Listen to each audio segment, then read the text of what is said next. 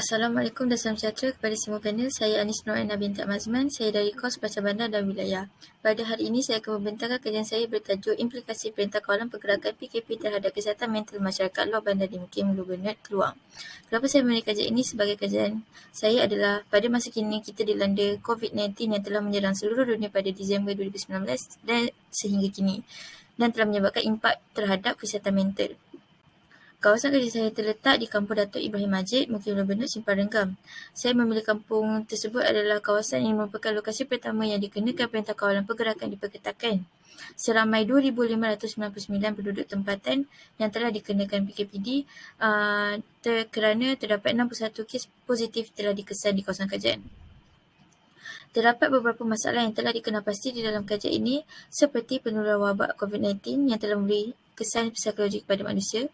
Selain itu, tekanan dari keresahan pekerjaan antaranya adalah tempoh pandemik yang tidak menentu, majikan menjadi bimbang mengenai perniagaan dan sumber kewangan, para pekerja mula resah mengenai kerja dan tekanan dan bebanan kerja semakin bertambah.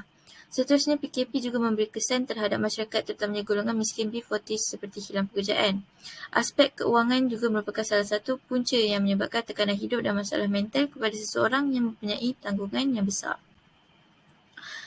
Persoalan kajian terdapat 4, iaitu yang pertama untuk mengetahui latar belakang kesihatan mental penduduk kampung. Kedua, faktor yang mempengaruhi PKP terhadap kesihatan mental. Yang ketiga, implikasi yang mempengaruhi PKP di Kampung Datuk Ibrahim dengan masalah mental. Dan keempat, pendekatan terbaik untuk atasi masalah mental. Objektif kajian terdapat 4 juga, iaitu berdasarkan daripada persoalan kajian tersebut. Seterusnya adalah metodologi kajian yang terdapat 5 peringkat, iaitu peringkat pertama, mengenal pasti isu dan keadaan semasa. Kedua, akan utamakan kajian literature. Ketiga, pengumpulan maklumat dan data. Keempat, analisis dan sintesis kajian. Dan kelima, cadangan dan rumusan. Hasil daripada kajian ini akan dapat 4 yang berdasarkan daripada objektif dan persoalan.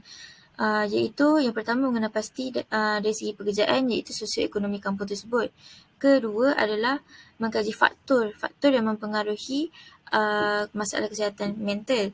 Yang kedua adalah kesan daripada faktor-faktor masalah mental sebentar tadi. Dan yang last sekali, langkah atau cadangan yang boleh diambil untuk mencegah masalah kesihatan mental. Daripada hasil rumusan kajian ini adalah cadangan atau strategi yang bersesuaian yang akan dikemukakan bagi membantu untuk mengenal pasti apakah masalah kesihatan mental yang dihadapi terhadap penduduk kampung tersebut.